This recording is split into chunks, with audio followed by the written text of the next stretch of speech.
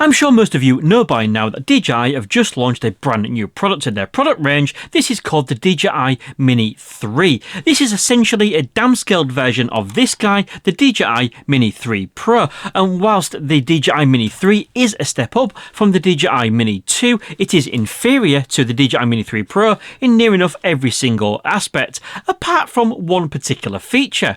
The DJI Mini 3 seems to absolutely trump the Mini 3 Pro when it comes to battery life, and this got me thinking, how on earth are DJI getting an extra 4 minutes out of the DJI Mini 3 than what they get out of the DJI Mini 3 Pro?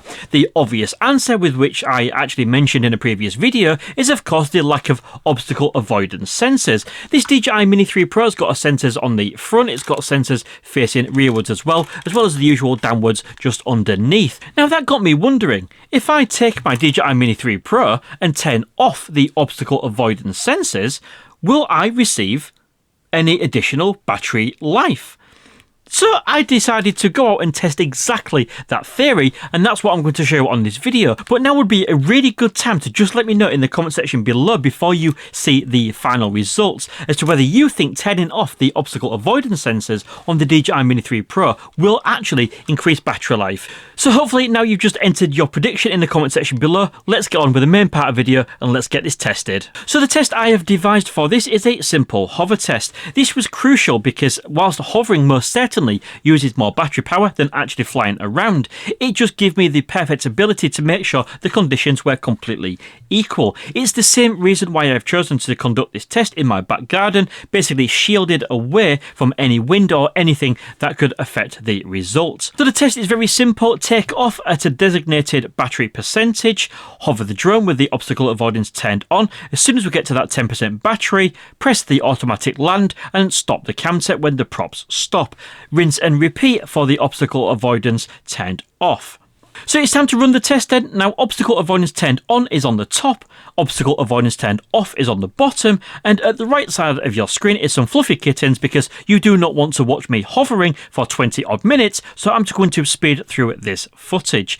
Of course, when the obstacle avoidance was turned on, I made sure that it was in bypass mode, so it was ready to act if I'd have pressed the stick, but of course we are just hovering, and I also made sure that I was stood in front of the drone, making sure that it was detecting an obstacle at all times, thus basically meaning that it had to work in to do calculations, etc, etc. As for the obstacle avoidance turned off, this was plain and simple, into the safety tab and just hit off. Nice and simple. So we're just going to quickly fast forward to the end and let's take a look at the results of test 1. There is 2 tests, so please do bear with me. And as you can see, if we stop the clock, there was around 20 seconds between obstacle avoidance turned off and turned on. Now if we take into account the human factor, i.e. me, making sure that I was taken off at exactly the exact moment within that battery percentage, etc, etc.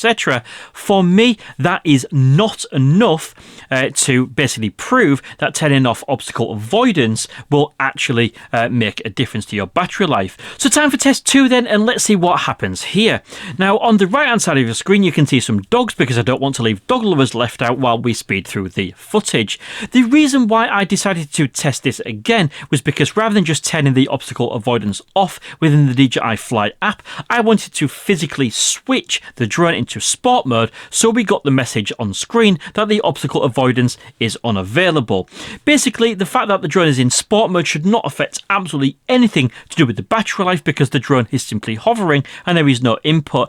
Obviously, putting it in sport mode versus normal mode will increase the speed, obviously, if you was flying, but because we're hovering, I would not expect to see any difference in the times. So we're now at the end of the test, and if we freeze the times so we can compare them, as exactly with test number 1, there was absolutely negligible difference between having the obstacle avoidance turned on and the obstacle avoidance turned off. So now that test is complete, I'm going to give you my summary as to why I think turning off the obstacle avoidance sensors made absolutely zero difference to the battery life. So here goes.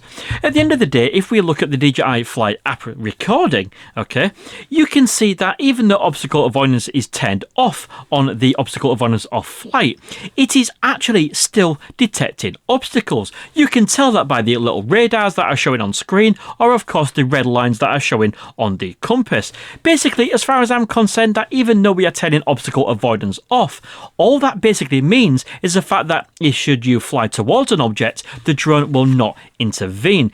It does not mean that it is not still scanning for the obstacles. However, of course, if we was in obstacle avoidance mode, such as bypass or brake, yes, it would make a maneuver to avoid it, or of course it would stop. But ultimately, for me, as far as I'm concerned, as it looks on screen, the sensors, whether obstacle avoidance is on or off, they are actually still being used. Where of course on the DJI Mini 3, because it doesn't have any, it can utilise that extra battery life and processing power to increase your flight time. That was a quite interesting test, I think, and something I hope you quite enjoyed. Did this test go exactly how you thought it would? Please do let me know in the comment section below.